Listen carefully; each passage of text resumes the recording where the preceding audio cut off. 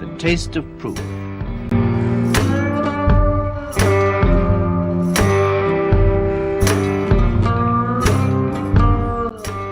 We present Paul Kermack and Robert Trotter in The Taste of Proof, adapted to radio from his novel of the same name by Bill Knox.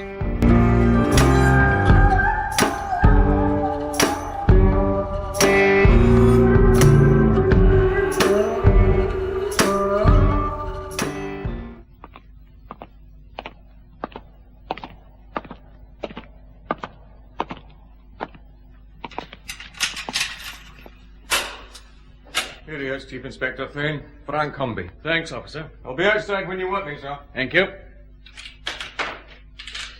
Cigarette, Frank. I'll take that from anybody.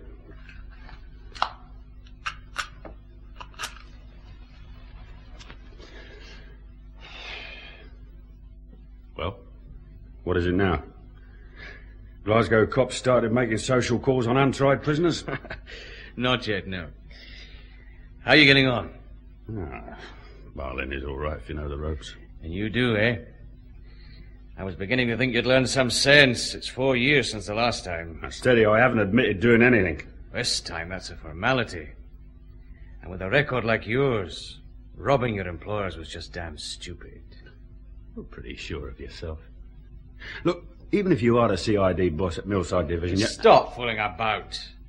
You know the charge. Early this morning, along with a person or persons unknown, having broken into premises occupied by the Glen Ault Whisky Liqueur Company at Wood Street, Millside, forced open a lock-fast safe and stolen £3,000... Belonging to the said company. Look, I was in court, remember? So what? The evidence. A beat cop saw a car with 2 men aboard leaving Wood Street at 1 a.m. Now, cars are scarce around Wood Street at that time, so he noted the number. Then went looking for trouble. Clever of him. The Glen Ault office had been raided. The back of the safe jemmied open. Oh, well, you know, these firms with old safes, they should know better. No fingerprints around, Frank. Everything wiped, except one thing. The cap of a whiskey bottle we found in the wastebasket. A whiskey bottle that had been in the manager's cupboard. The bottle cap had one fingerprint. Yours. I don't mind listening, Chief Inspector. Then we found the car, a stolen car, abandoned. Again, wiped clean of prints. But the Glen Ault cash box was in it, forced open and empty. There was a penknife halfway down the back of the seat. A penknife with a broken blade. A break that matched the mark on the cash box lock. Not my knife. No. The initials DD were on the handle. DD? You have been busy. DD, Douglas DL. A young clerk in the main office, who wasn't home at all last night and didn't show up for work this morning. Is that a fact? Oh, Humby, let's save time. It was meant to look like an outside job, but it wasn't. Now, you drive a van for the Glen Ault Company. A truck. There is a difference. Yesterday evening, you were almost 2 hours late on your last delivery run. So late that the night watchman was the only one around to let you into the warehouse parking lot beside the office. The truck's feed pump seized. It took time to fix. That feed pump hasn't been touched in weeks. Humby, you had somebody hidden aboard that van. Somebody who had a key to the door that leads into the office block. Later, well, he opened that window and helped you in from the street. Did you think that all up by yourself, Chief Inspector? I've got a wife who'll swear I was at home before 11 o'clock last night. And I didn't go out again till your mob grabbed me at breakfast time. Your wife's loyal that way. But I've got you, Humby. Now I want young DL. And the 3,000 that was stolen. Well, it's not at my place. We looked. Maybe DL has it. You better find him, eh? Well, it's your hard luck if we don't, Frank. A first-time amateur, and he skips off with £3,000, while you get a possible 5 years. I'll take my chance. Nothing to say, Chief Inspector. Nothing at all.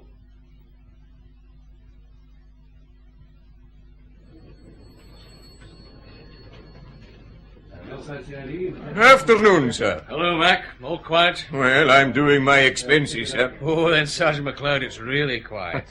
Where's Inspector Moss? Here I am, Colin. I've been out for a haircut. Looks like they used a lawnmower. Well, it'll last this way. Till next year. Come on through. Aye, right. Well, thanks very much, then. Goodbye. Sarge. All right, Beach. What is it this time? Shut the door, Phil, will you? Okay. Well, how'd you get on at Berlin? So Frank Humby. No dice. He won't talk. His wife's different. You were lucky you missed her. Here? Uh-huh. Sit down. Tell me about it. Aye. Well, you know Jean Humby. Red-headed and with a temper to match. But she's fond of Humby.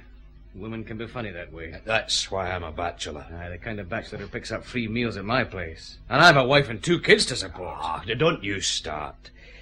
Anyway, Jean Humby has changed her idea about times. Has she? That's unusual. She said Frank was home by 11:30 last night, remember? Uh-huh. Now she says it was 12:30.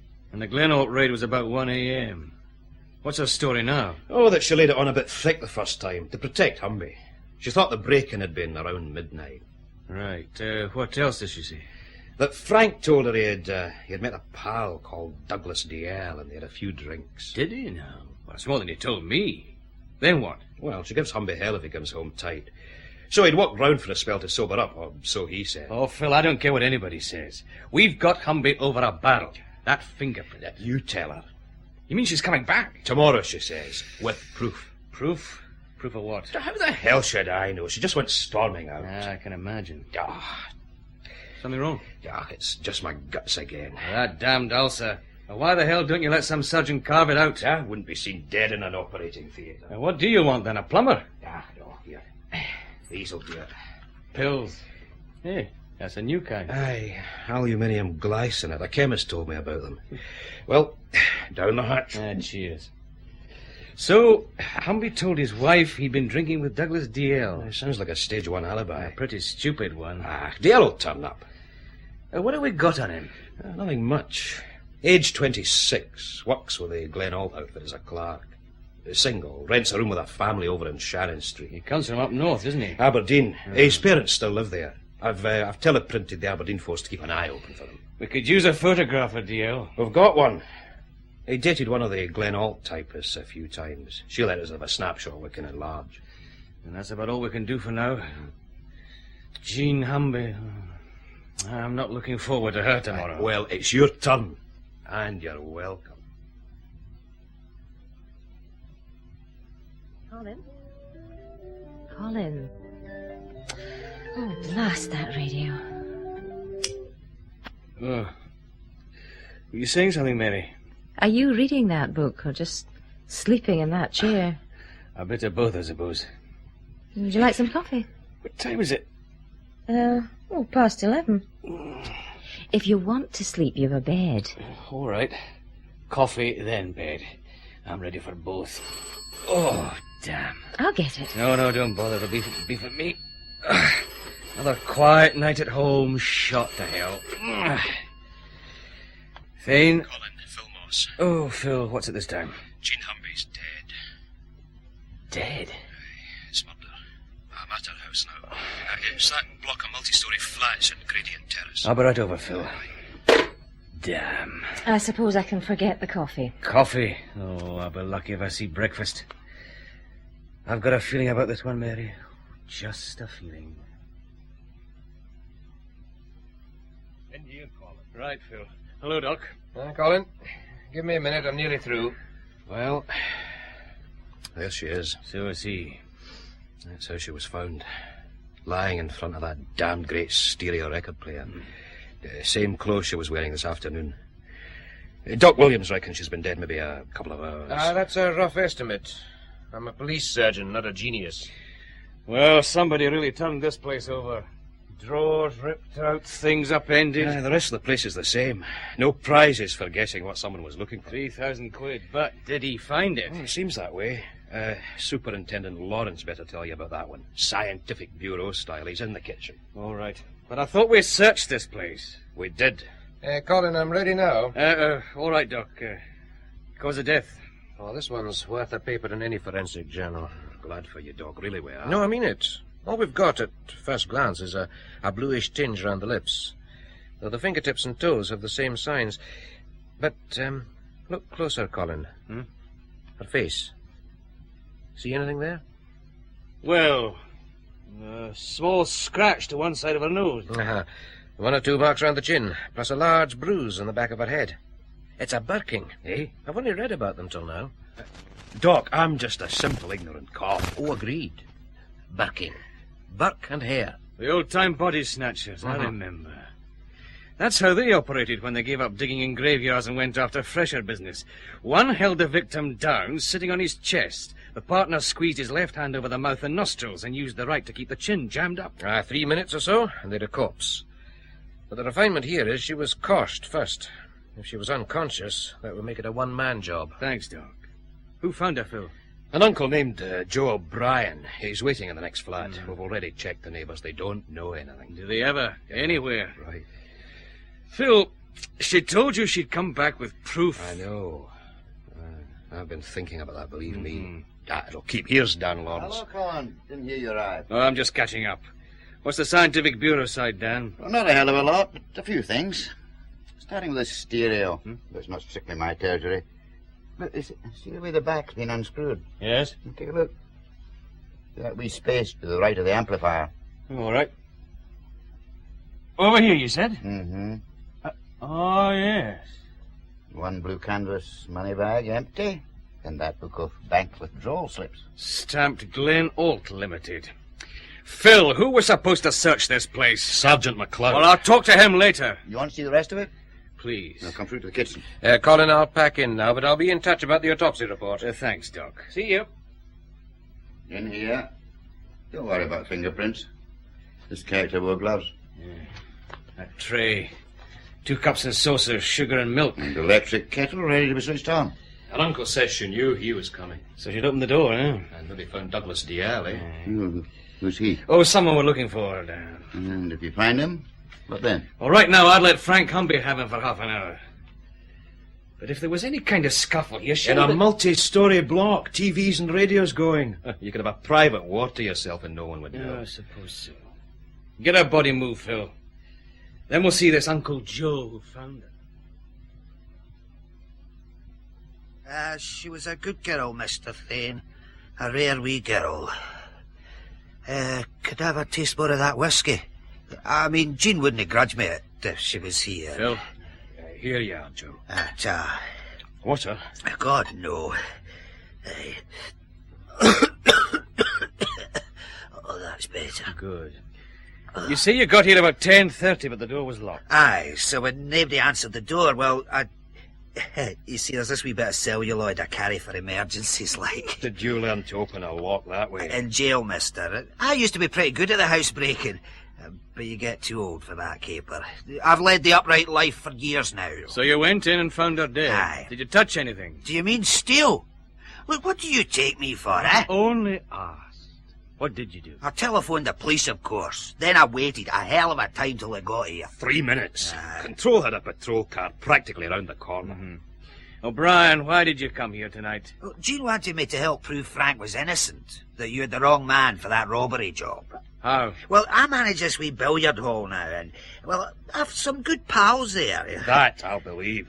Is he always like this? He's got an ulcer. Oh, should be in hospital then, no harassing mourning relatives. Is there any more of that whisky? No. Look, how were you going to help Jean? Well, she had her own ideas. Something to do with this lad DL that was supposed to be on the raid with Frank. DL? What about him? Well, that was what I was coming to find out. You see, she came to the billiard hall, and then this evening she phoned and asked me to come round here. She said she'd remembered something Frank had told her about DL. And if it meant what she thought, she had you cops with the short hairs. If what meant what she thought? That's what I was coming here to find out. Yeah, but I can tell you one thing. Frank was drinking with this lad DL the evening before the robbery. Where? A pub called the Wyvern. About 6 o'clock that night. I put the word out I was interested, and that's what came back. 6 o'clock? That's when Humby was still supposed to be repairing his truck. Well, I don't know about that, mister. But where you've got him, he couldn't have killed Jean, could he? No, he couldn't. Phil, Uh-huh. take over here. Aye, right. I've a job to do.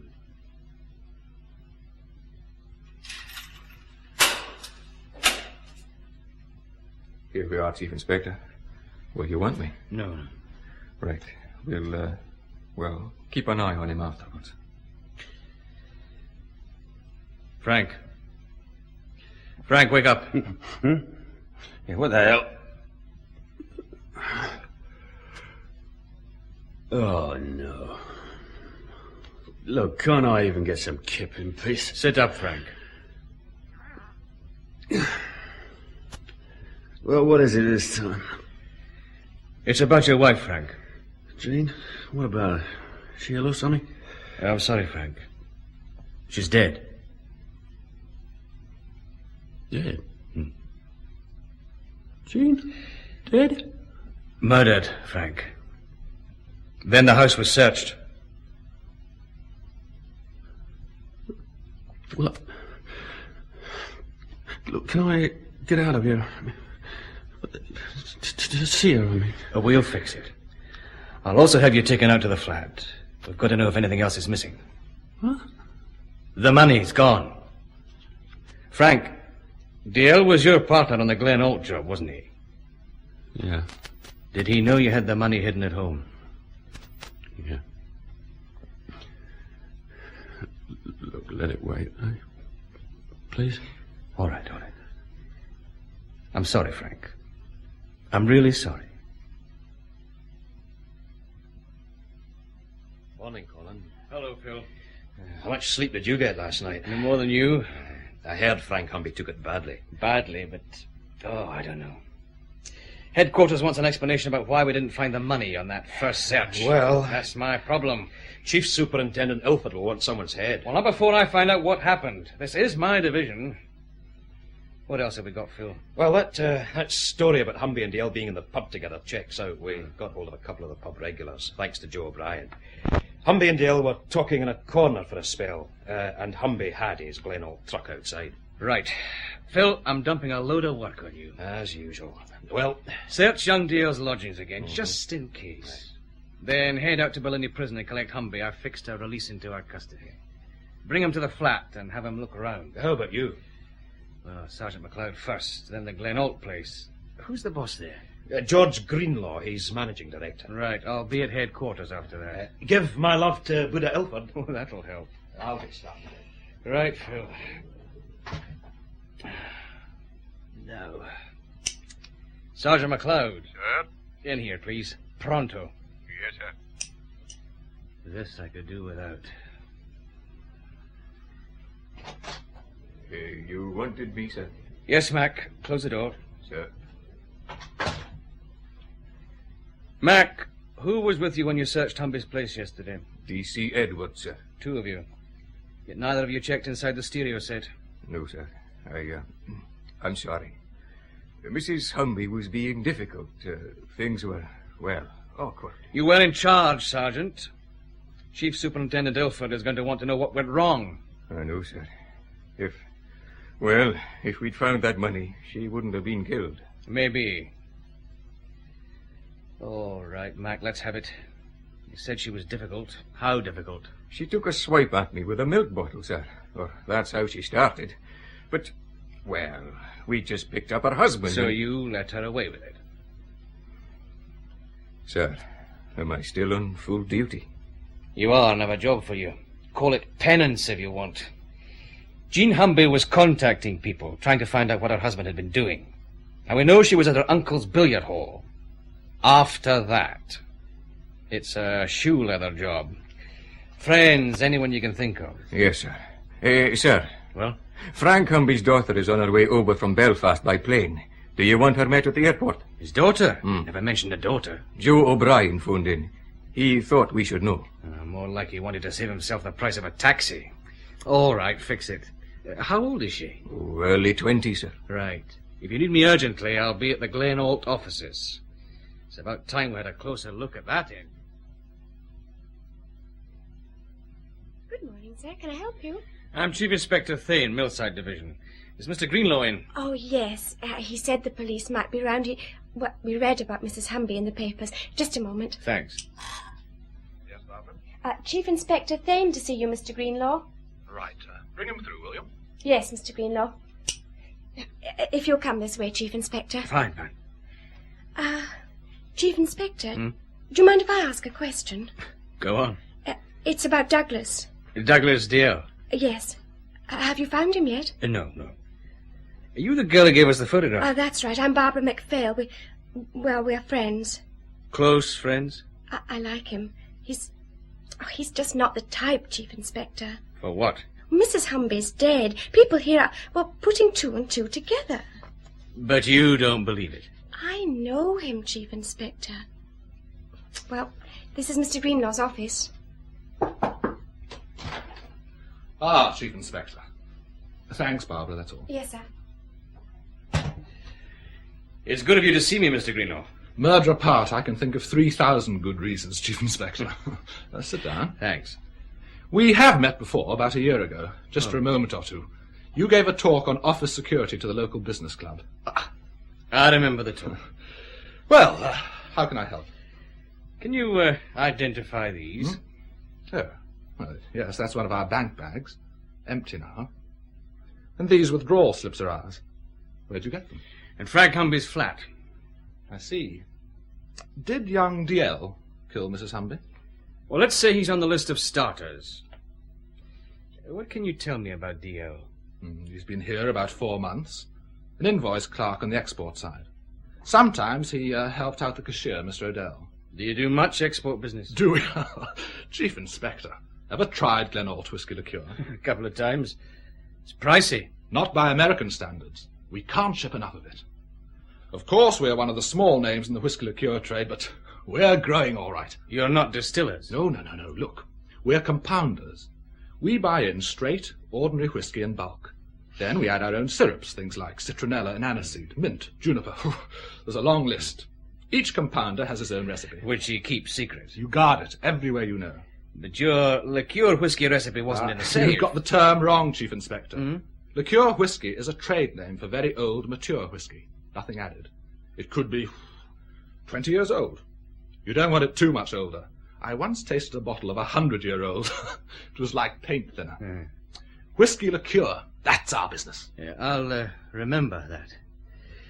Let's get back to DL. Did he have a key to the door between your warehouse and the office? Yes, there's only the one door, and only people who have to work between the two places have keys. I got the idea from your talk at the business club. Would he know about the money? Wages drawn every week from the bank, plus some money I needed for a cash transaction. He knew all right. I sent him along with Mr. Odell to the bank to collect it. Excuse me. Yes, Barbara? Mr. Kelso to see you, Mr. Greenlaw. Oh, all right, I'll ask him to come through. Chief Inspector, I'm sorry. It's a Customs and Excise man I've just got to see. Is there anything else you need? Well, if I could talk to your cashier and maybe have a look over your warehouse. No problem. Greta Odell's in the office now. Come in, John.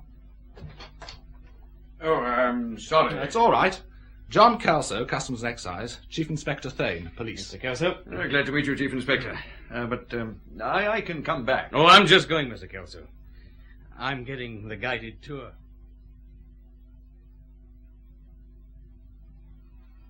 That's the compounding vats, right, Miss Riddell? Right. Each holds 1,000 gallons. We don't pretend to be a big firm, but we're doing all right. Chief Inspector, you said you had some questions. Yes, I have. Douglas DL first. When he went with you to the bank, did he seem nervous or excited in any way? No, but he wasn't the talkative type. Now, how long did you know there would be more money than usual to collect? Several days. And And before you ask, yes, I did make a joke about it to him. It was damn stupid looking back. Looking back's always easy. Did Mrs. Humby ever come here? Just once, I think. Frank, her husband was off sick. She came to collect his wages. Did people here know Humby had a record? Yes. At least George Greenlaw and I did, but he was a good worker. We trusted him. Wait a moment. Ed, over here. Can you spare a moment? Right, Miss Riddell. Ed Yule's our foreman. Frank Humby worked directly under him. There's something wrong, Miss Riddell. Ed, the Chief Inspector wants to know about Frank Humby. Well, I didn't hire him. What was he like to work with? Stubborn. He did his work, but he wasn't exactly friendly. Except perhaps with Douglas DL. Well, they talked, now and again. I'm kept too damn busy to watch all that goes on. What about Humby's last delivery run? Did he complete that? Oh, first thing I checked when I heard he'd been arrested. He did. 100 cases of bottles consigned to Hamburg, delivered to Leith Docks. Anything else? Not for now. I'm due at Frank Humby's flat. But I may be back. Oh, any time, Chief Inspector. You've got Humby. Now I'd like to see you get this little murdering basket DL. All of us would.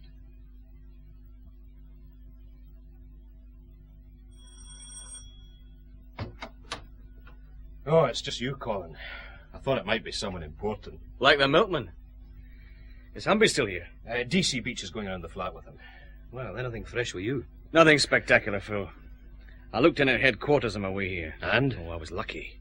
Buddha Ilford had been called to see the chief constable. That'll be another time. Unfortunately. But the PM results through. No surprises. Jean Humby was coshed, then manually suffocated. Approximate time of death, 10:15 p.m. Well, no.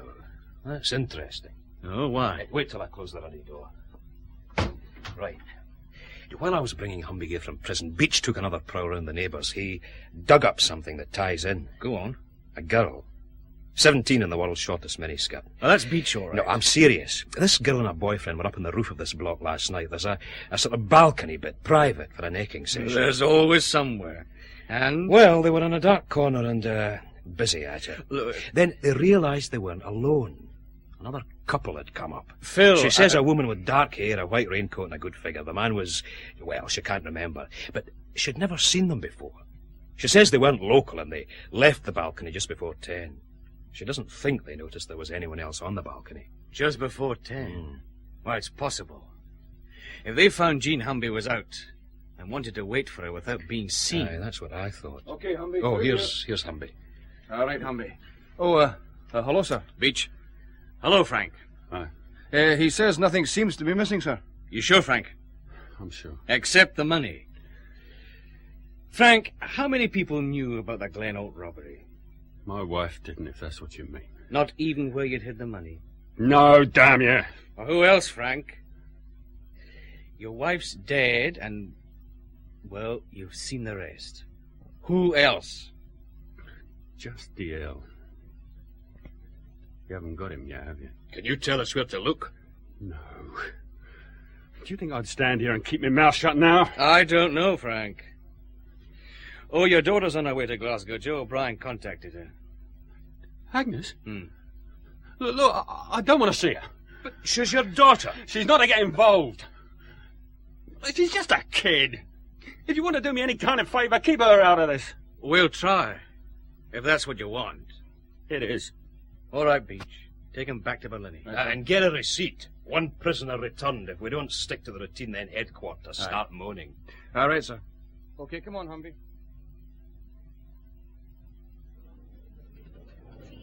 Serial message number 22, timed 1245 hours. Special search requested for a red... Constable Beach. Sir? Registration... Turn that damn thing down. Oh, sorry, sir. I didn't know you were back, sir. I could have crept in and stolen the flaming office from under here. Any messages for me? Yes, sir. Sergeant McLeod phoned in. Well? He said to tell you that Joe O'Brien seems to have vanished. Damn. And, oh, well, here's the rest of it, sir. I typed it out for you. Ah, thanks. Look, find some tea and sandwiches for two. Inspector Moss and myself. Yes, sir.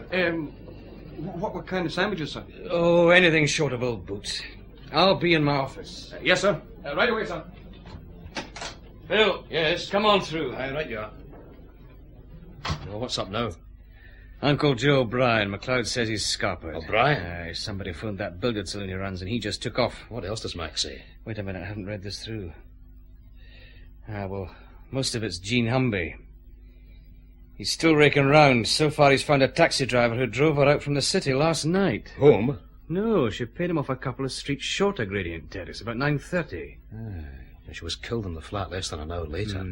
After phoning O'Brien and telling him to come round. Now it looks as though a man and a woman were waiting for her. Why didn't she take the taxi all the way home? Well, that's what Mac's trying to find out now. Phil, we're going to have to find Joe O'Brien. Aye, but how? Oh, I'll get it. Thane? Chief Inspector, it's George Greenlaw here, Glen Ault. Yes, Mr. Greenlaw. Something wrong?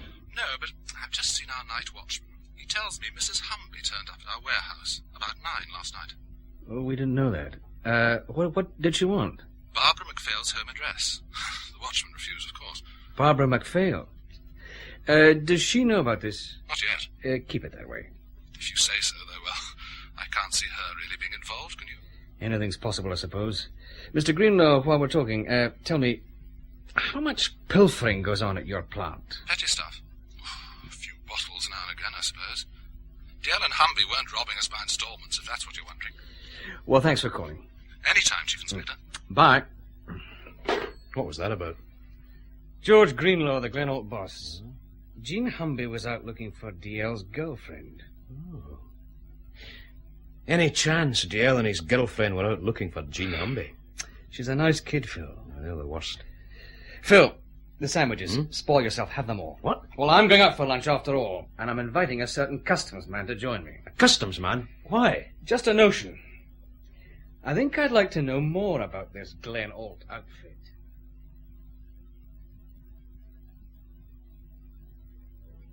A nice place you picked, Chief Inspector. I've never eaten here before. Oh, believe me, I only use it when I want a favor from someone. Yeah, salt. Thanks. A favor from me? Well, let's say from Customs and Excise. For our mutual benefit. Mm-hmm. Mr. Kelso, you're a Customs and Excise surveyor, which means, in some ways, you've more powers than a plain, ordinary cop. Oh, it's nice of you to say so. For instance, you can demand or force entry into a house or building and search it without having to worry about a warrant. In the course of duty, yes, but without adequate reason, no. Oh, I wouldn't ask you without giving you adequate reason. I see. Pass the butter, will you? Oh, yeah, here.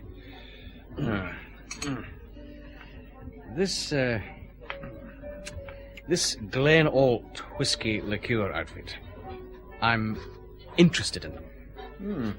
Well, I'll tell you what whiskey means to Customs and Excise. Over £300 million a year in collected duty. Buy a bottle in Britain and at least 3/4 of what you pay is tax. I know, it's a crime. It's one of the biggest single sources of internal revenue in this country. So, you take distilleries. There's a customs man at every one. Living on the premises, he holds all the keys, and he has to know what happens to every drop of whiskey produced. You're thorough. So, what about Glen Ault? Safe breaking? Murder? Not my territory, sorry. Glen Ault's an old firm. It had to be sold for death duties a couple of years back, and that's when Greenlaw's company took over. Before that, Greenlaw managed a distillery. He's done quite well. How close an eye do you keep on the firm? Well, not particularly close.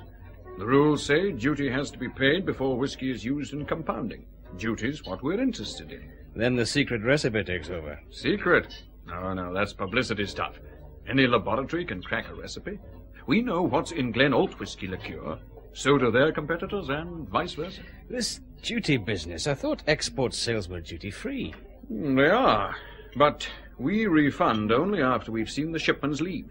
And we carry out warehouse inspections all the time to make sure everything's in order. And is everything in order? At Glen Ault?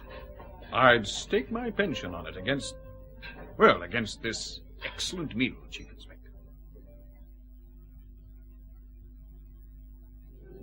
Afternoon, sir. Afternoon, Sergeant.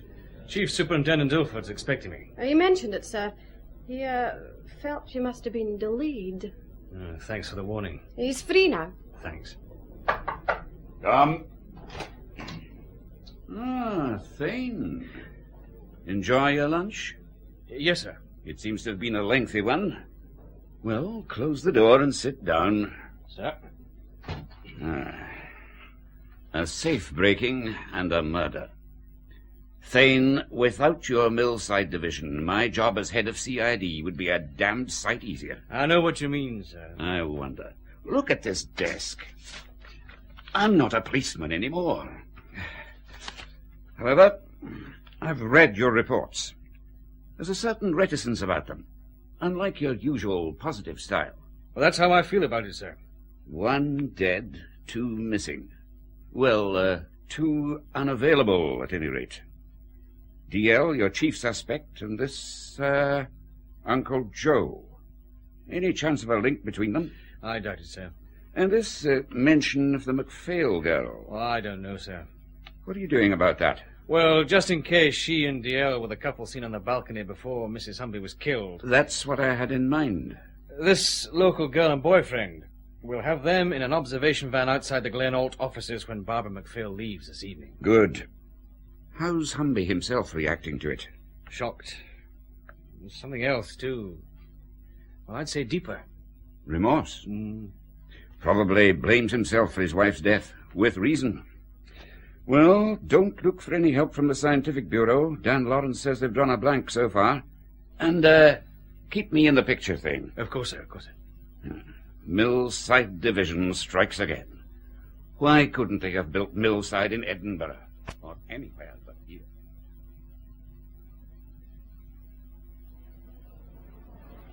Well, here you are again. The Glen Ault offices. Want me to come with you, Colin? No, just give me that again. Register of Scottish companies. Glen Ault is listed with a nominal share capital of £20,000. Only 3 director shareholders, George Greenlaw, Greta Adele, and a chartered accountant called Jimison Roth. Aye, most of them have one, sir. What's that, Ericsson? An accountant, sir. Oh. I forgot we'd a driver who's moving into the legal profession. The accountant usually is a front man for some bank or outside interests. He just does what they tell him. You're a little mine of information, aren't you? Any time I can help the Inspector. Look, Phil, organise the observation van routine. On Barbara MacPhail? On the lot of them here. And stay with it. Then call me back at Millside. Aye, right. Observation. Ah, well, it's time I had a rest.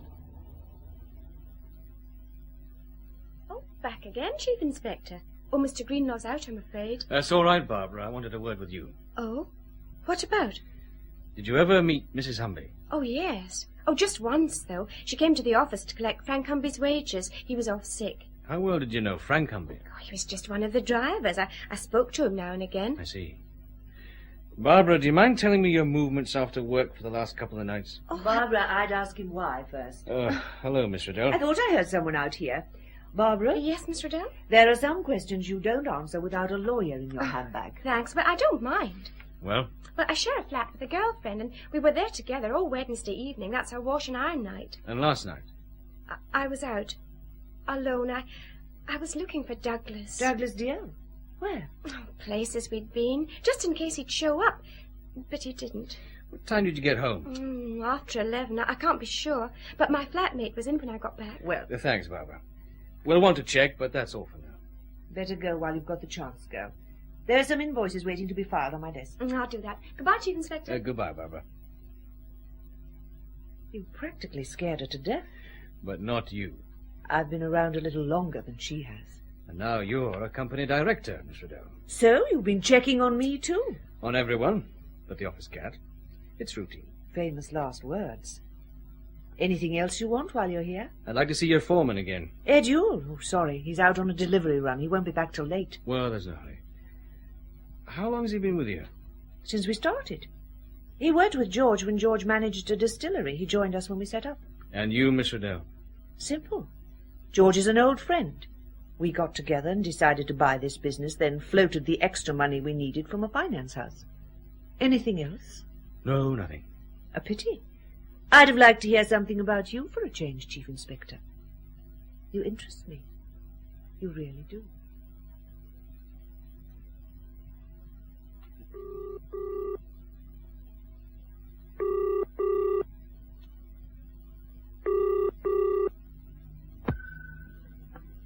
Millside 4456. Oh, Mary. Your loving absent husband. Hello, Colin. Dare I ask when you're coming home? I don't know, Mary. Not till later. Maybe not at all. The papers say there should be an early arrest. I wish they were right. How are things? Oh, I'm leading my usual riotous life. Baking. It was meant to be a layer cake, but it turned out a disaster. A new recipe? No, it was the same damn baking powder. A new brand. Well, it was the same, but... Oh, well, it must have been different, if you know what I mean. Vaguely. Anyway, I'll try and call back. All right, Colin. Bye. Bye, Mary. Layer cake. What now? Yep. There's a Miss Humby out here, sir. Miss Agnes Humby. She'd like to see you. Oh, yes, of course. Show her in, please. Right, sir. Humby's daughter. Oh, well, let's get it over with. Come. Miss Humby, sir. Thanks, Beach. Sir. Miss Humby, I'm Chief Inspector Thane. Chief Inspector? I'm sorry we have to meet under these circumstances. It's not your fault, is it? No. Won't you sit down? Thank you. Mr. Thane, one of your police cars met me at the airport and took me out to the prison. I thought that might make it easier. It did. But my father wouldn't see me. Just wouldn't. Why not? Well, if he doesn't want to, we can't make him. That's not what I asked. He said he just didn't want you to get involved, Agnes. You should have thought about that for my mother, too. I know how you feel, Agnes. Did your mother let you know he'd been arrested? No. She hadn't much time, had she? Do you know who killed her? Not yet. Well, my father deserves all he gets. That's why I want to see him. To tell him he can rot in jail as far as I'm concerned. I loved my mother. Agnes, your mother stuck by him. And ended up dead. Well, if you need me, I'll be staying with my Uncle Joe. Oh, well, he's gone out of town, Agnes. In fact, we're looking for him. You mean he's keeping out of the way? That's my Uncle Joe. Well, I can still use his place. I've got a key. Chief Inspector. Yes? I'll want to ask you about the funeral. Of course. Goodbye, Miss Humby. Goodbye. That's over. Oh, damn. What now? Thane? It's Sergeant McLeod, sir. Oh, Mac. I'd almost forgotten you existed. You got anything? Aye, I think so, sir. You know how I've been trying to find out what Mrs. Humby was doing that night? Yes, go on. Well, I think the answer might be an old rascal called Pirie Rafferty. He sells papers just about where Mrs. Humby left that taxi. And what about him? Well, he just hasn't shown up at his stance today, sir. I thought... You thought right. Where does he live? Cannon Street, sir. Number 142. Get straight round there, Mac. Now, I'll get a car and come straight up. Right, sir. Right. 142 Cannon Street. 142 Cannon Street, sir. Thanks, Erickson. Keep an ear on that radio. Right, sir. What? Hello, son. What are you doing here? Playing. Playing at what? Just playing. There's a Mr. Rafferty stay here. You mean Pirie Rafferty? Aye. One up left, mister. Thanks. Mister! What? You from the bus? Yes. Suppose I am. Why? Who else comes to see Pirie? What? I wouldn't know. One up left. Here we are.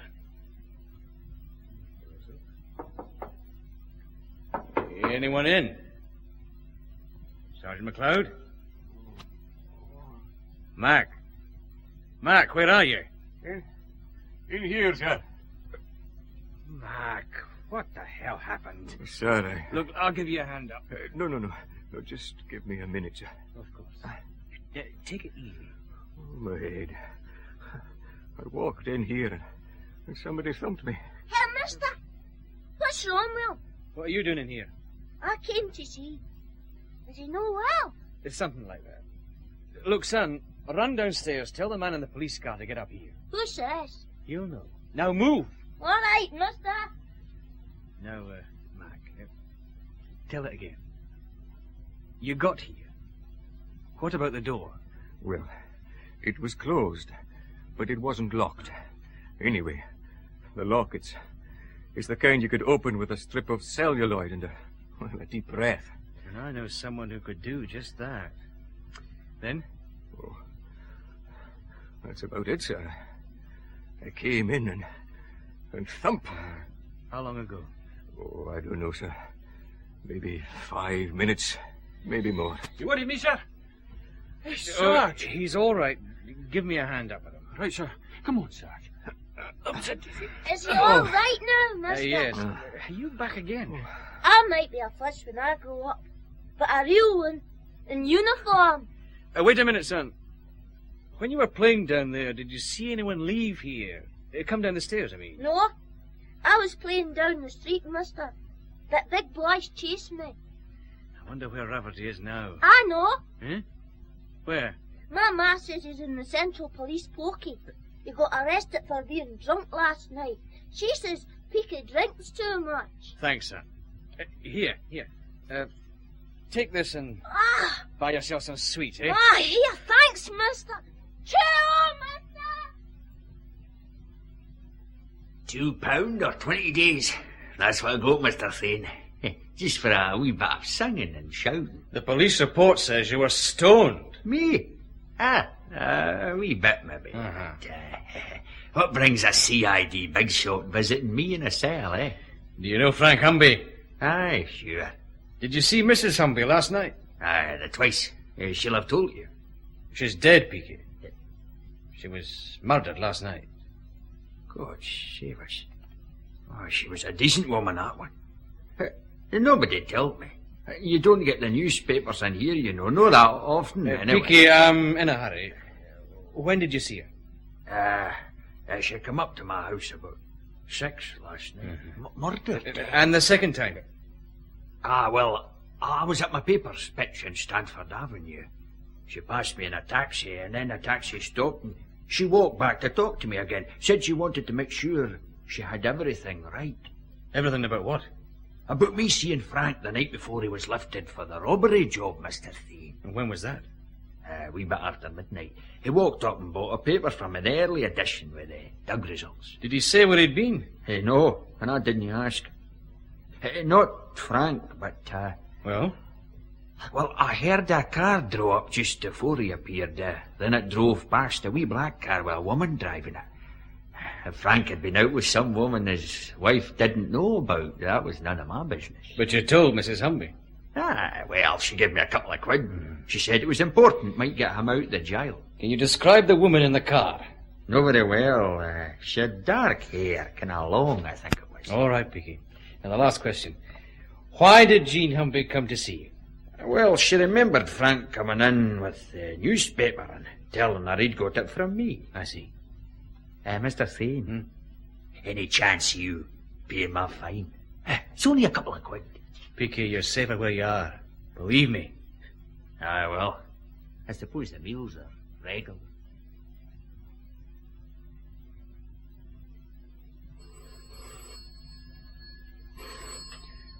Millside CID, Chief Inspector Thane's office. No, this is Inspector Moss. Look, call back, will you? We're busy right now. Anything? Oh, nothing that matters, Colin. Headquarters wanting some statistics. Statistics. Are we cops or computers? Well, they can wait for them. All right, Dan. What's so important you came out here? The Scientific Bureau triumphs again. A wee bit late, maybe, but... Better late than never, we know. Yeah, you're also to stay quiet, Joe. Now listen, both of you.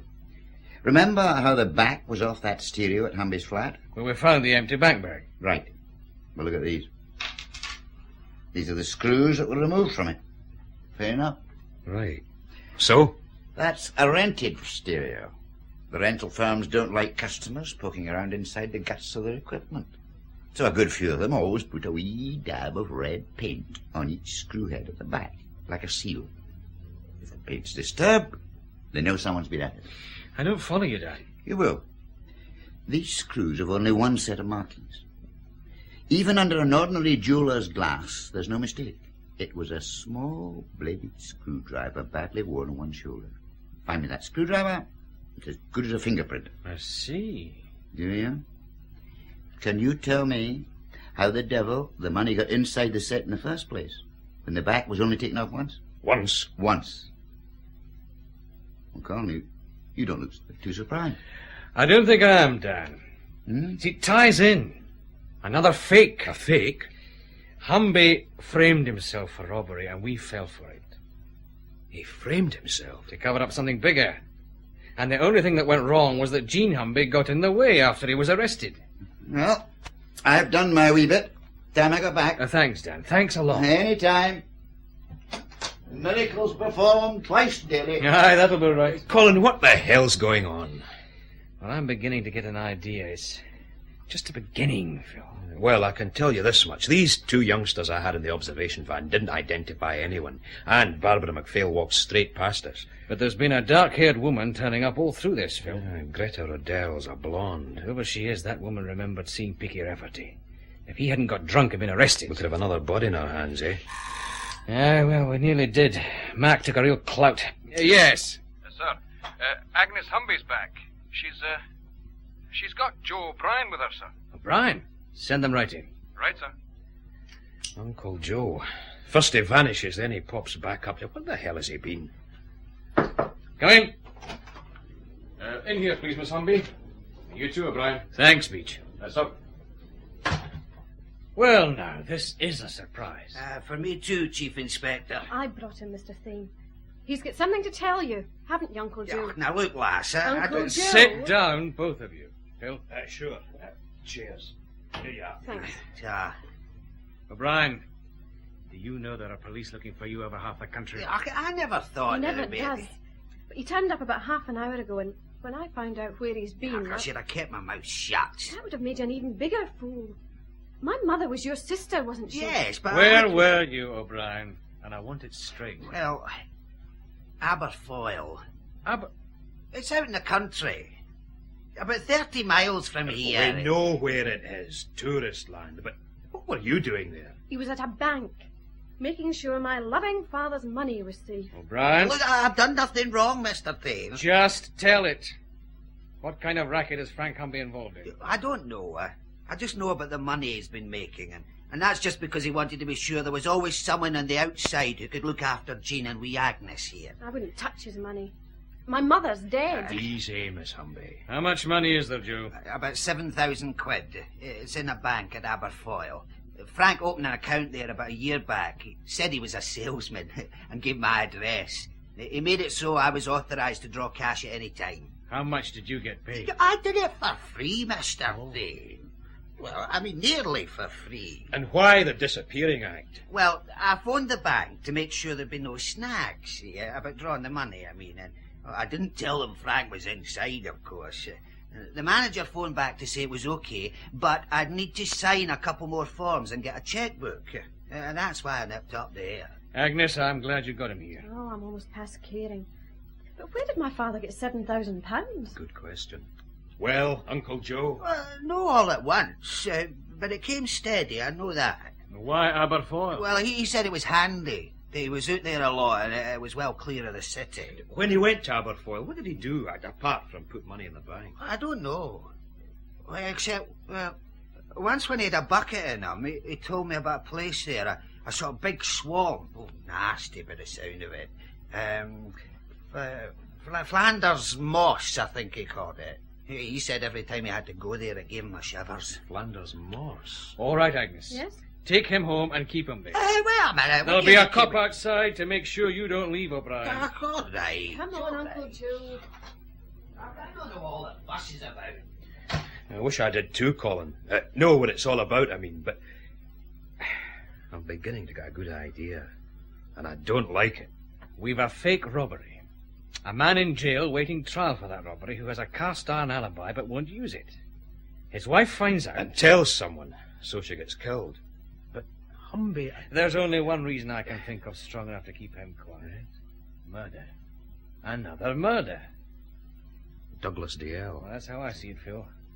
Humby daren't talk because that robbery charge is his alibi for something else. And this Flanders Moss place... named after you. Phil, get the car out front of me. Right. I'll phone the county police. We'll need some kind of a guide. Then I've 2 other calls to make to headquarters and to Customs and Excise. We're going to need help on this. Help all round.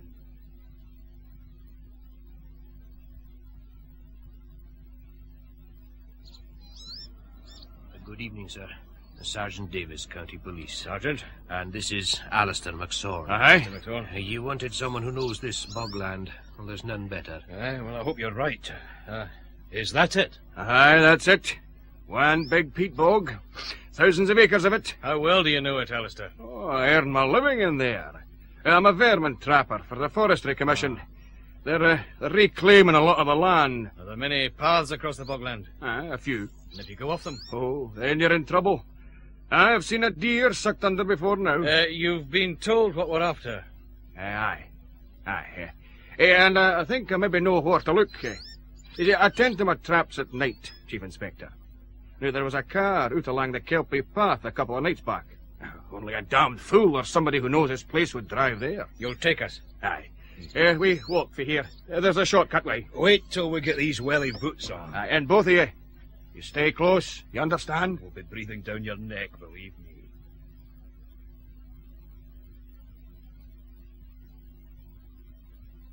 Is it much further, Alistair? No.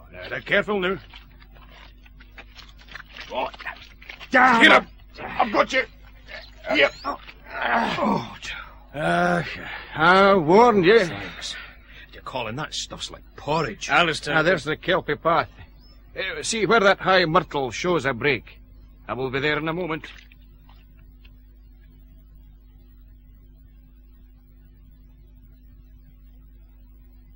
Chief Inspector. Yes? Look. Tire marks. Here on the soft shoulder. No, stay where you are. The tire marks stop here.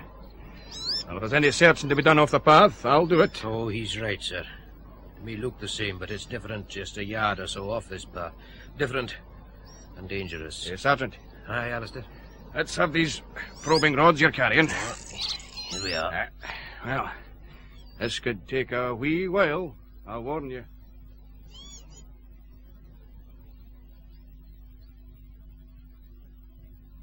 How long did it take, then? About an hour, sir. And it's DL, all right. We'll have to wait for the post-mortem, but it looks like he was killed the same way as Jean Humby. And now it's over to Customs and Excise, Mr. Kelso. We're ready, Thane. Chief Superintendent Ilford didn't waste time getting things organized. That's what our scientific bureau is for, Mr. Kelso. Superintendent Lawrence has all you asked for waiting. This way. Oh, is everybody here now? Yes, you can go ahead, Dan. Mr. Kelso, you'd better do the explaining. In a moment. Just let me check. Yes, yes, that's fine. Well? Keep it simple, will you, Mr. Kelso? I'll try. Gentlemen, what we have here is a gas chromatography unit. Briefly, it gives an infinitely fine detailed analysis of any substance we can convert to liquid form. The readings tell us in graph form the chemical ingredients and the quantities present. You follow me? So far, I think. Good. We compare the readings against known standards, and we can tell exactly what is in anything. You should try it on the canteen sausages. Sorry, Mr. Kelso. Quite. Now, take whisky. Superintendent Lawrence and I tried a little party trick before you got here, Thane. He drank a glass of whisky. I took a sample of his breath afterwards. And he damned well identified the brand from the fumes. Oh, I'll volunteer for that one any time. You mean it's positive? Absolutely positive. Whisky is quite simple, Chief Inspector. What makes one whisky different from another is the tiny aromatics and chemical traces from the water, the grain, the distiller's plant, any number of things. Yes, we understand all that. The first sample, then. Bulk whisky from the Branagh distillery. According to our records, all whisky used by the Glen Ault Company to make their whisky liqueur is bought from Branagh distillery. This is a Customs and Excise sample. Superintendent? Going through now. Right. There's your graph. Branagh distillery. Now, Glen Ault whisky liqueur. The graph will be different, I warn you, because of the essences they use. But even so... Superintendent. Glen Ault, going through now.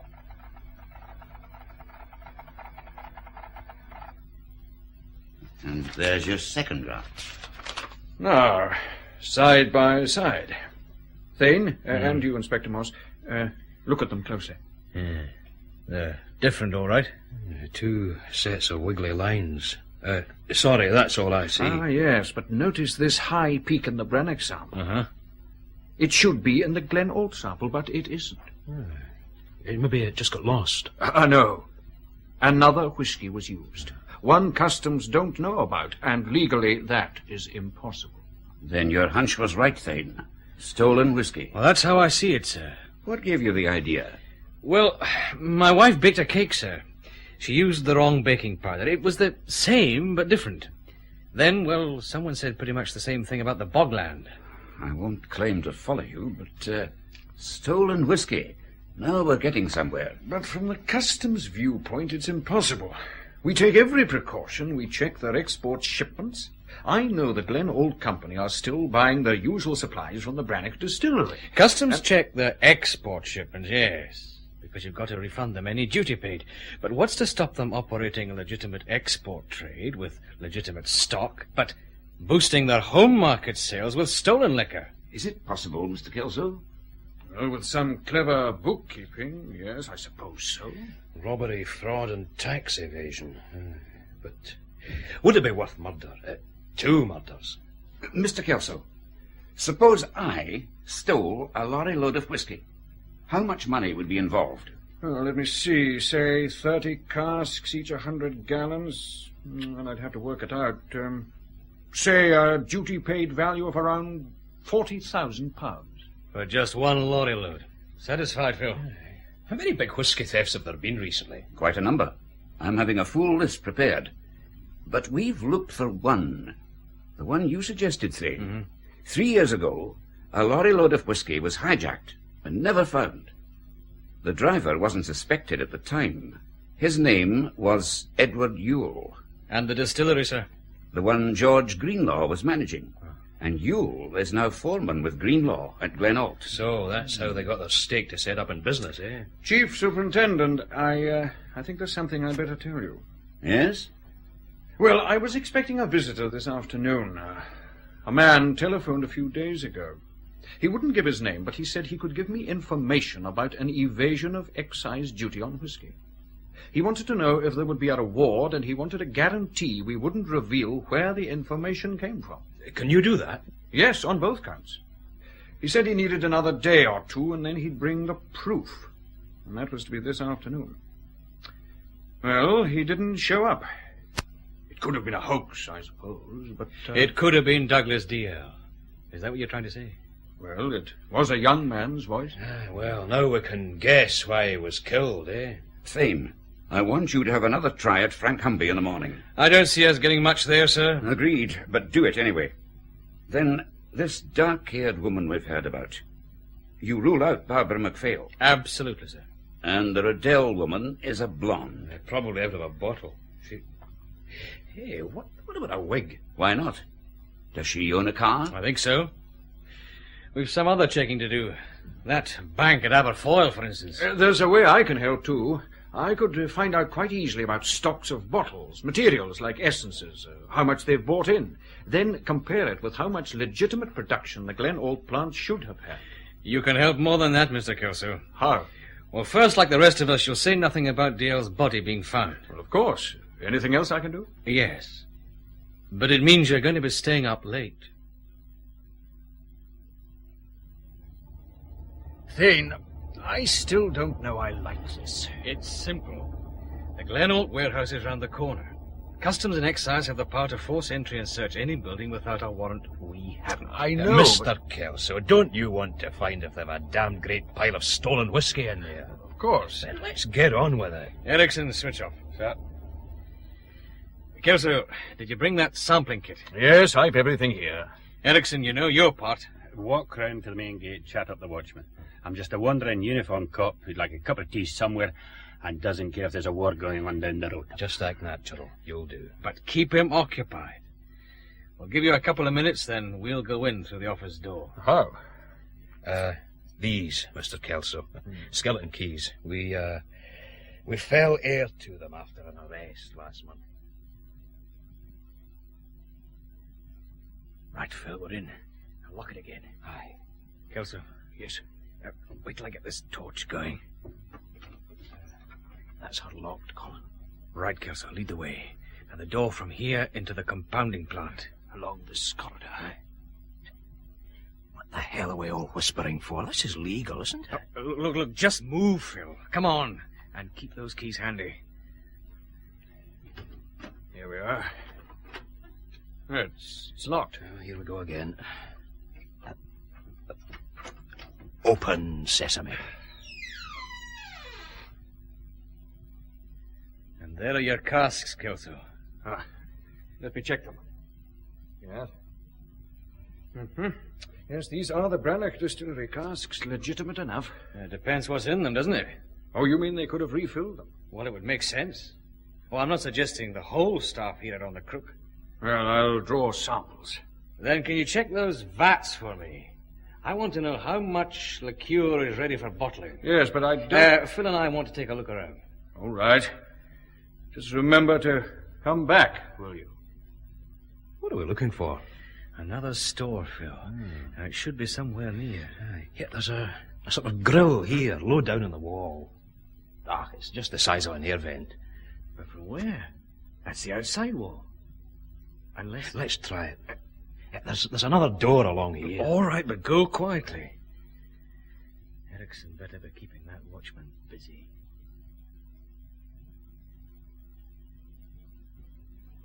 Nothing this side, Colin. Wait a minute. Yes, here, Phil. What is it? Oh, that hatch. Marked maintenance only. It's pretty rusty. Ah, yes, but this padlock's well greased. See what you can do, Phil. Okay. Ah, this one, I think. Yes. Lift it now. Torch, Phil. Keep it shady. Torch. Well, this is it, all right. 8 casks. Hold this hatch lid, Phil. Right. I'll take a look at them. Don't get stuck down there. Any names on them? Hold on. Yes. This one's Special Cruachan. And the others, well, I think they're the same. Look, I'm coming back up. Yeah? Oh, right. What's that you got? Mud, Phil. They're covered in dried mud. Like they've been in a bog, you mean? Like they've been in a bog. There's some rubber tube and a hand pump down there, Phil. They can tap these casks from here and refill the legitimate casks through that grill. A little bit of weekend work while the staff are away, eh? Neat. Now what? Get Kelso over here. He can draw more of his samples. And then we'll get the hell out of it.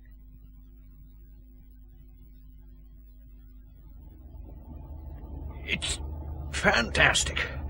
Once I've checked out these samples... There's something more important right now. You checked those vats, or whatever they're called, and you saw the casks.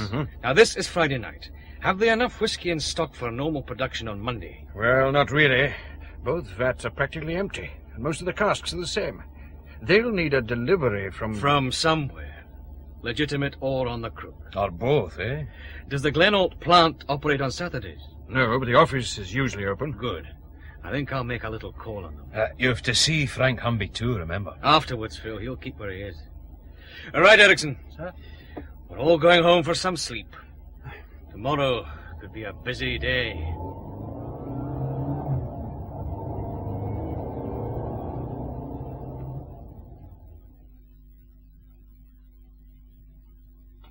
Good morning, Glen Ault Distilleries. Yes. Hold on a moment, please, will you?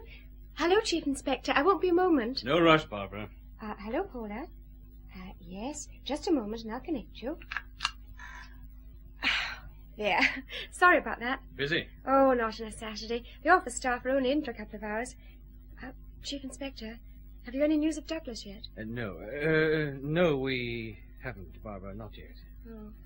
Are you on your own, Barbara? Yes, everybody else is having their coffee break just now. Except, well, I think Mr. Greenlaw may be back in a couple of minutes. Barbara, we need your help. Oh? There's a chance you could help us prove young DL innocent. Will you do it? Oh, whatever you want, yes. For a start, how well do you get on with Greenlaw and Greta Riddell? All right, I suppose. And how have they been these last few days? Well, it's difficult.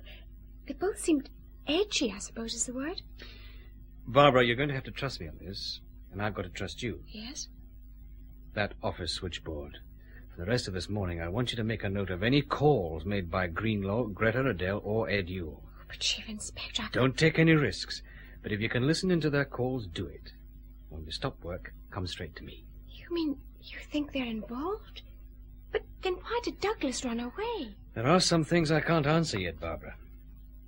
Did Douglas ever talk to you about the firm's account books? He never got near them. Greta Riddell does that side all on her own. Always? Well, even when she was off ill with flu a couple of weeks ago, Mr. Greenlaw said he wasn't to touch them. But Douglas would still be left on his own. Oh, yes, more or less, anyway. Who's Greta Riddell's hairdresser? A hairdresser? Yes. I don't know, but I could try to find out. I'd be obliged.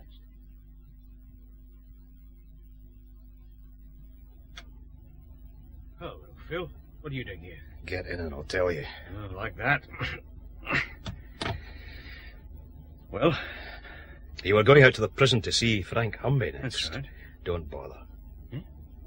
They found him dead in his cell this morning. He hanged himself. Yes. Hanged himself, Thane. Well, there's no doubt why. No, I suppose there isn't, sir. But that's not the only reason I came over to Millside Division. The whole situation is in a, well, delicate stage. I want to be sure of what's happening. Here's the post-mortem report on Douglas Dale, Colin. Oh, thanks. Exactly the same as for the Humby woman. Yes, here's the summary. Death due to asphyxia, small surface bruising, minute underskin hemorrhage around the mouth and nostrils. And a blow in the back of the head first. Another burking. I just hope we can trust this MacPhail girl. She still doesn't know. That was my decision, sir. I'm glad it wasn't mine. Now, the bank at Aberfoyle. Aye, the county police took care of that, sir. Joe O'Brien's right. Humby's account with them has a cash balance of £7,000, plus a parcel Humby handed in late on Thursday afternoon. Well? Another 3,000 in banknotes, sir. The money from the Glen Ault safe? We'll assume it was his fee for his part in taking care of DL. Paid in advance. What sort of watch are you keeping on these people, Thane? They're all under surveillance, sir. But if Kelso's calculations are right, they'll need to bring in fresh whisky stocks this weekend. And that's when we clinch it, eh? Excuse me, sir. Yep. Mr. Kelso from Customs and Excise, sir. All right, Mac. Ask him to come in. Sir. Talk of the devil. Burns. Sir? The deal's a war with the excise man. Kelso would want to check his tax returns first. Morning, Mr. Kelso. Come in. Morning. Good morning, Chief Superintendent. Morning, Mr. Kelso. Thanks for your help last night. Well, less said about that. But it worked out. Yes, that's not why I came, Thane. I contacted the trade outlets I mentioned, bottle suppliers and essence suppliers. I thought you'd be interested in the results. We are. Balance them against the duty-paid whisky stocks they're supposed to hold, and it looks as though Glen Ault has been producing at least one extra bottle of liqueur for every 3 we've known about. And that's being suitably conservative, of course. Of course. In cash terms? Well, calculating the whisky at its duty-paid value and subtracting the probable cost of essence and manufacturing... Quite. How much profit? £220,000 a year. Well, what happens now? We wait, Mr. Kelso, till I hear from someone who's helping us. And this time, I think I'd better be here on my own. Well, I did what you wanted, Mr. Thane, though I felt a bit like Mata Hari, spying. What did you find out? Well, about half an hour after you left, Mr. Greenlaw had a private meeting in his office with Mr. Riddell. Then he made a telephone call. Here's a number. It was one of those truck rental firms. He talked to them about a lorry that has to be ready for this evening. Good. This matters, Barbara. It matters a lot. He made another call after that to Ed Yule. The warehouse people don't work on Saturdays. Can you remember exactly what he said? Oh, that's easy enough. He just said, Ed, we'll go ahead with the run as usual. He wanted to be at some place he called the Drove Track before dark. The Drove Track? Just a minute, Barbara. Sir? Mac, tell Inspector Moss it's on for tonight. Some place called the Drove Track at dusk. He'll know what to do. Right, sir. Oh, and I found out about Greta Riddell's hairdresser, Mr. Thane. His name is Bellini. It's a shop in the High Street. One of the other girls knew. You've done well, Barbara. But what's it all about? I mean, how does all this help Douglas? Barbara, I think you've earned the right to be told. Told what? The truth, Barbara. The truth? Chief Inspector, something wrong. We know where Douglas is, Barbara. We found him last night. Found? He's dead, Barbara.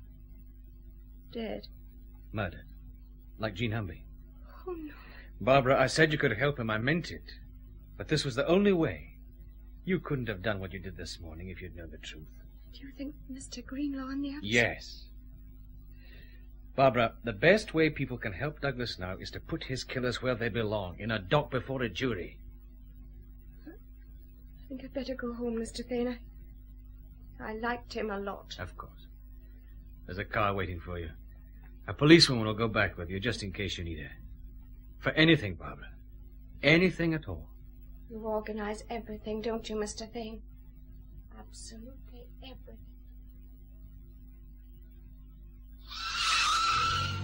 Don't be in your usual flaming hurry, Erickson. We've time to spare. Right, sir. You had it rough from the sound of it. She had it rough, you mean? It was a hell of a way to repair, Phil. It goes with a job. Come on, checklist time. Aye, right. The county police are waiting for us. I know this drove track place. It's right in the heart of that damned bogland. We know Greenlaw and Yule have collected that rental truck. Early. Oh, killing time, Phil. They won't want to be out there before dusk. Which leaves Greta Riddell. McLeod and Beach will collect her on schedule. And their car. They know what to do. Collecting a woman. Well, we've got to go back into that damn bogland again. Oh, here, I nearly forgot. What? Kelso, your customs pal, he'd phoned making noises about some spare whisky samples. Said he couldn't find them. They're in my desk. Left them in the car last night. Well, he says he's enough for the checks, but he thinks the spares are lost. Does he? Well, we've arranged everything like you asked, Chief Inspector. I was relying on that, Sergeant. we reckon to be upsides with most forces, sir. And, of course, Alistair McSorn came along. I'm grateful, Mr. McSorn. I wouldn't like to head into that stuff out there without a guide. Now, you could head in, Chief Inspector. It's the getting out again that might be difficult. Where's Inspector Moss, sir? Back at our car. Oh, the radio, of course. Where's that map of yours, Alistair? Oh, here, I'll spread it out in this boulder. Good. Good. Now, sir, here's what's called the Drove Road. It just it comes to an end. There's one or two like it through Flanders Moss where somebody tried to build a new road but had to give up. It's not wide, mostly overgrown, and it's joined by a footpath. Here. I see. So it's somewhere along that road. Track's a better word for it, Chief Inspector. And I wouldn't worry about any other traffic. So once they're in, we've got them bottled. That's how we see it, sir. Aye, they'll stop somewhere along that distance. Is there anywhere they could load a truck without being seen? Aye, the far end. At this time of the year, the reeds and weeds are thick enough to make you think you were in the jungle. And high enough, too. Well, sir? Right, we let them get in, and then we block the track. But we go in to get them on foot. But why not just drive up? I mean, they can't get away, except into the peat, and only a damned fool would try that. Well, a desperate one. I don't want to risk a manhunt. Will you take us in, Alistair? Oh, aye. It'll be easier than the last time. Most of the way, we'll use the footpath. Colin? Over here, Phil. The truck's on its way, all right. The car trailing them just radioed. They've passed Aberfoyle, heading straight for here. Then we'd better move. Back in there again. Where's my welly boots? It's got its attraction, Inspector Moss. When you know it. I don't want to know it. Right now, I just want home.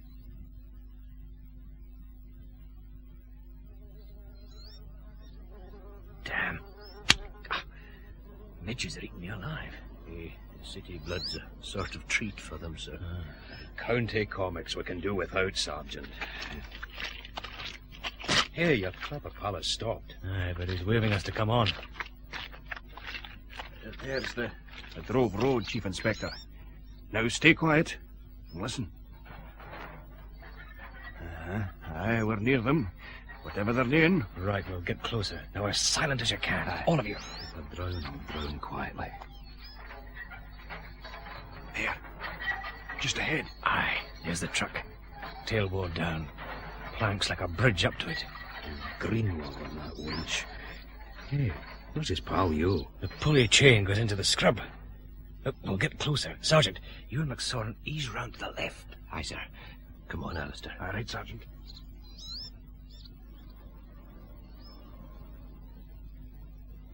Come on, Ed. Hurry yourself. I'll work here as fast as I can, damn you. We need another 6 of these cars. I know. Right. Start winding.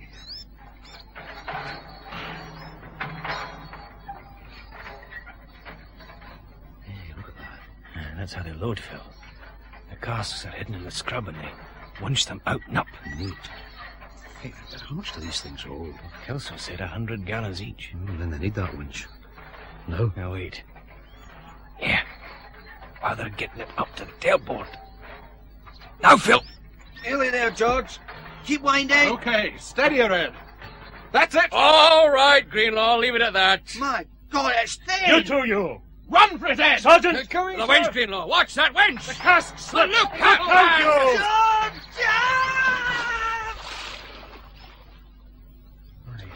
God, it took him with it. The thing's gone. Gone into that damned peat mud.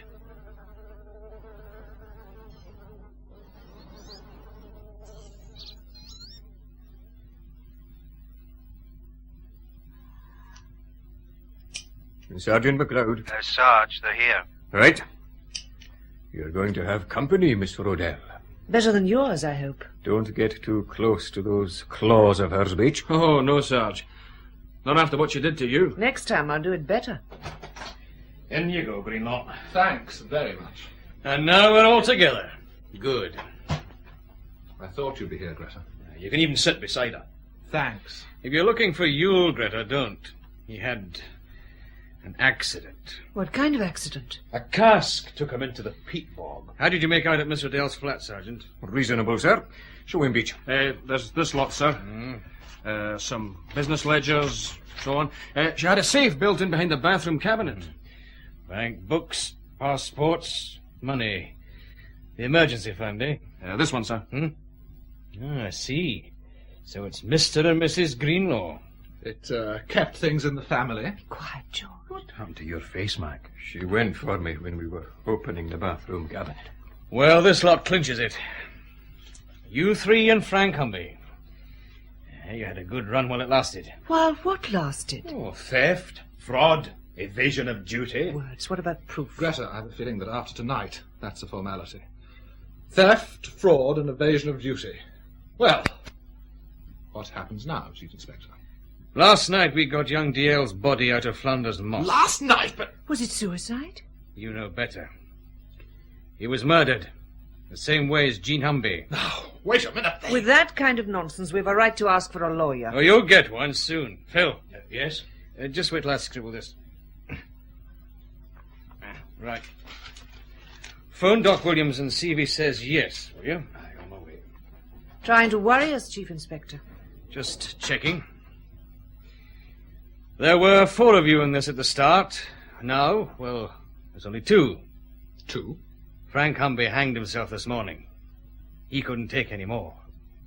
You know why. Do we? Chief Inspector, you'd better remember a husband and wife can't be forced to give evidence against one another. I suppose, well, maybe Humby killed DL. Then suppose it happened that Ed Yule killed Humby's wife. Just don't try to involve us in murder. Remember, it was Humby and DL who broke into our office. We proved that was a phony a long time back. Greta. George, they're bumbling around, nothing more. Then how would you explain Frank Humby getting home half an hour before your safe raiders were seen making their getaway? So, he went off early. We've checked several things. Yule lived in a boarding house. On the night of the robbery, he came in around 1:30 a.m. But on the night Jean Humby died, he was back by 10 p.m. So he couldn't have killed her. Greta and I have our own alibi. We were together. Convenient for you. Go on, Colin. Doc Williams says yes. Thanks, Phil. You got that knife we found in Greenlaw's pocket? Uh-huh. Here it is. An ordinary penknife. One blade, a screwdriver. It's mine, so what? Well, one side of the screwdriver tip is worn. Now, I'm going to tell you what I think happened. Don't mind if I yawn. Young DL was going to contact Customs and Excise. He stumbled across what you were doing. Foolishly, he confided in Frank Humby. Humby told you to. So you planned for DL to be killed, with Humby being paid to take a robbery rap, which would cover things up. Nonsense. Just nonsense. Be quiet. Somebody was hidden in the back of Humby's delivery van when he got back late to the warehouse. But DL was already dead by then. You gave Humby the robbery alibi. And while that was supposed to be going on, he was dumping DL's body out in Flanders Moss. Only your timing went wrong. I'm not answering any of this crazy story. All right. Let's talk about Jean Humby. She wanted to prove the police were wrong. And we were. She came to you for help, didn't she? You heard my wife. We're not answering. We want a lawyer. But Jean had it wrong. She thought Barbara MacPhail had been with her husband. But when Jean Humby got home, 2 people were waiting to kill her. One, a woman with dark hair. I'm blonde, Chief Inspector. And your hairdresser says you bought a dark wig a couple of months back for a party. Then this penknife, Greenlaw. I'll gamble the Scientific Bureau confirmed the screwdriver blade is the one used to take the back off that stereo set in Humby's flat. Now put your hands on the table. On the table, palms down. You too, Greta. Why? Do what you're told. Oh, all right. I'll keep them there. I saw Yule's hands once we got him out of that bog, and now I've seen yours. Both DL and Jean Humby had small bruises round their faces, bruises caused by fingers gripping hard as they were killed. I don't He really... said keep them there. Now, almost every one of those little bruises had a tiny, close to microscopic skin hemorrhage at one end. Sharp nails. And not Ed Yule's. His were broken and chewed. And yours are short, Greenlaw. Too short. They could have been cuts instead, of course. No. Fingernails are what's called keratin tissue. They grow at a steady rate. Now, what I asked Moss to find out was whether a forensic expert can look at someone's nails and say how long it is since they were last cut. Well, you heard the answer. Yes. But we don't need more than a glance at your nails, Greta, do we? Prove it. Prove any of it. Oh, we will in court. You used Humby to lure young DL and dump his body. You left Greenlaw and Yule to fake the break-in. You took Greenlaw with you to Humby's flat. Oh, yes. You're the one I want, Greta. You killed 2 people with your bare hands. What kind of a woman does that make you? I've nothing to say. Nothing. Sergeant MacLeod. Sir? You and Beach take them away. Formal caution and charge. Yes, sir. All right, both of you. This way. Thane? Well? No, nothing. Move up. That's it, then. That's it, Phil. Like a fact. Oh, tar. Light? Aye. You'd better see this. It was telephoned in. What is it? A message from Kelso, your customs pal. He's getting worried about those whiskey samples he thinks you lost. He wants formal confirmation of them. Well, we'll send him a letter. Get a couple of glasses, Phil. Hey. But that's his samples. Aye, but we'll let you a taste of proof, Phil. Won't we? 2 glasses. Coming up. That was The Taste of Proof by Bill Knox, with Paul Kermack as Chief Inspector Thane and Robert Trotter as Inspector Moss.